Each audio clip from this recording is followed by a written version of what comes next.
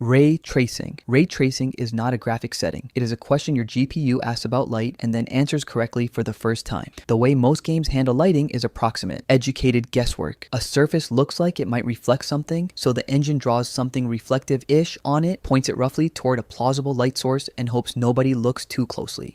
Ray tracing ends the approximation. The GPU traces the actual path of a light ray from its source, watches it bounce off a puddle, watches it graze the side of a tire, and places the reflection exactly where physics says it belongs. Without it, the tire catches light on the wrong side. With it, the tire catches light on the correct side. That gap is the entire justification. The limitation is scope. Ray tracing handles what it handles: light sources, reflective surfaces, glass, water, anything that should bounce. An open grassland with diffuse sky lighting and no mirrors in sight will look essentially the same with ray tracing on or off, and anyone who tells you otherwise is selling something. The other limitation is cost. Frame rates fall, sometimes significantly. In competitive games, where the difference between 200 frames per second and 90 frames per second is measured in outcomes rather than aesthetics, this is not a trade most people make willingly. Path tracing. Path tracing is what happens when ray tracing is told to be more thorough. Ray tracing covers the highlights, the obvious light sources, the reflective surfaces you'd notice. Path tracing covers everything, every surface, every indirect bounce of light hitting a wall and then dimly illuminating the floor beside it. The neon light in the corner that ray tracing politely decided not to fully calculate. Path tracing calculates it. The result, in scenes built for it, is an image that stops being obviously rendered and starts being genuinely ambiguous.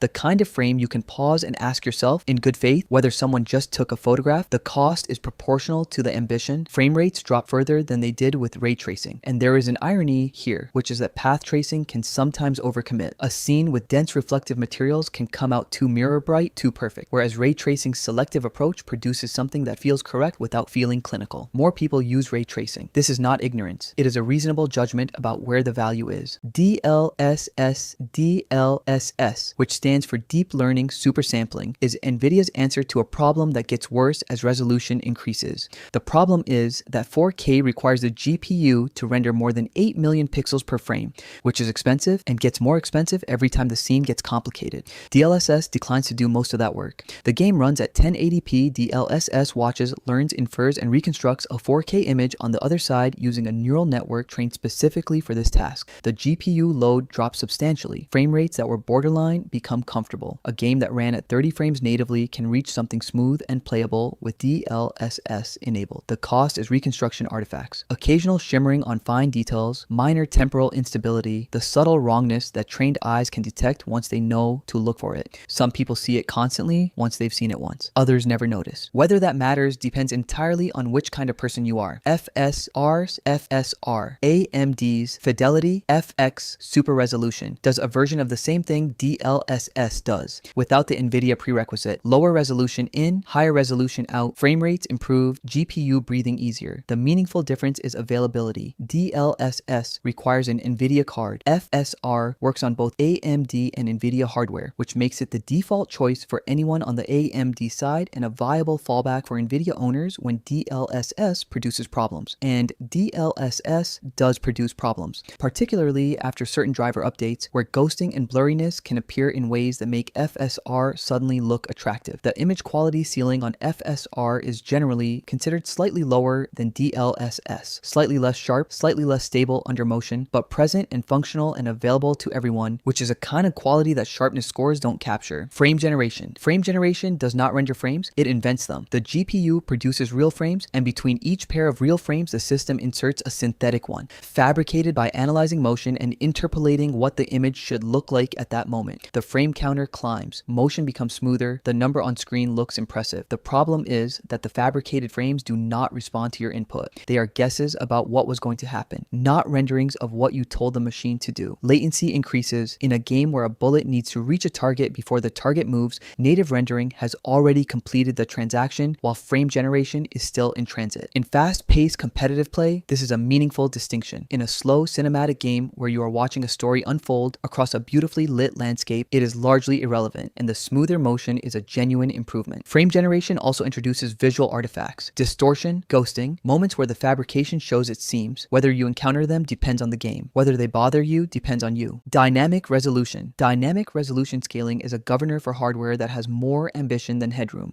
The target is a stable frame rate, say 60 frames per second. Under normal conditions, comes, the GPU delivers it. Then an explosion fills the screen, or a particle system decides to become philosophical about how many particles it needs, and the GPU starts to fall behind. Without dynamic resolution, the frame rate drops and you feel it. With it, the game quietly lowers the resolution during the heavy moment, shaving pixels, reducing the workload, keeping the frame rate intact, and then raises it again once the crisis has passed. Most players never consciously notice. The image softens briefly. The frame rate does not stutter. The trade is usually considered favorable. HDR, high dynamic range, is a contract between the game and the display, and it only exists if both parties show up. What it offers is range, more distance between the darkest shadow and the brightest highlight, richer color separation across the spectrum, the kind of image depth where something sitting in the background shadow is distinguishable from the shadow itself. Without HDR, images compress into a flatter tonal range. Colors blend at the extremes. An enemy in a dark corner reads as part of the corner. With HDR enabled and a monitor that supports it, that corner separates. The shape becomes visible. This is not exclusively aesthetic. It is, in some contexts, a practical advantage. The qualifier matters. Your display has to support it. An HDR signal sent to a non-HDR display does not produce HDR. It produces a slightly miscalibrated image and confusion about why it doesn't look right. Display sync screen tearing is a failure of coordination.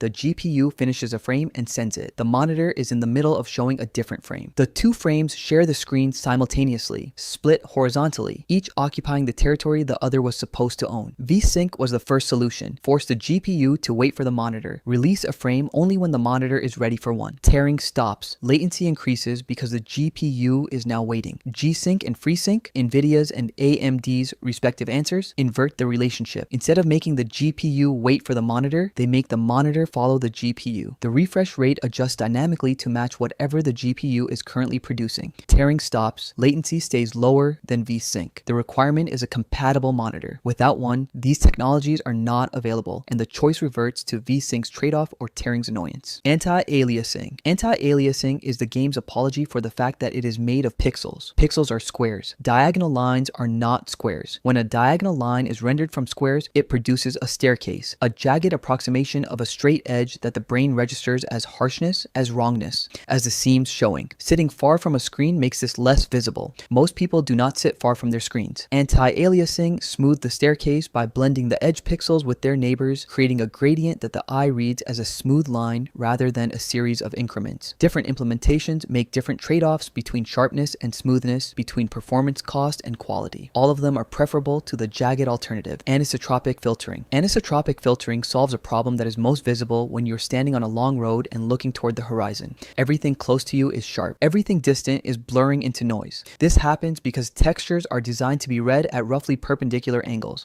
and as they recede into the distance and their angle becomes increasingly oblique, the GPU's default behavior is to simplify aggressively. Anisotropic filtering instructs the GPU to maintain texture quality across those oblique angles, keeping the road surface sharp from foreground to horizon, keeping the ground in a racing game legible rather than smeared. It is not free. It costs a modest amount of VRAM and GPU cycles, but the cost is low enough that most people leave it at maximum and never revisit the decision. Texture quality. Texture quality and resolution are separate decisions that get confused for each other. Resolution, 1080p 4K, controls how many pixels make up the entire image. Texture quality controls how much detail is in the images wrapped around the surfaces of objects. A sheath on a weapon at low texture quality has a base color and no further information. At medium, a pattern begins to suggest itself. At high, the woven fabric is legible and the material reads as real. At ultra, relative to high, the difference becomes difficult to identify under normal viewing conditions. This is not a flaw in the ultra preset. It is a statement about the limits of human perception at typical viewing distances and sizes. Most people, including most people who have thought carefully about this, run high rather than ultra. The visual return on ultra rarely justifies the VRAM cost. High is where the detail arrives. Ultra is where the invoice does. NVENC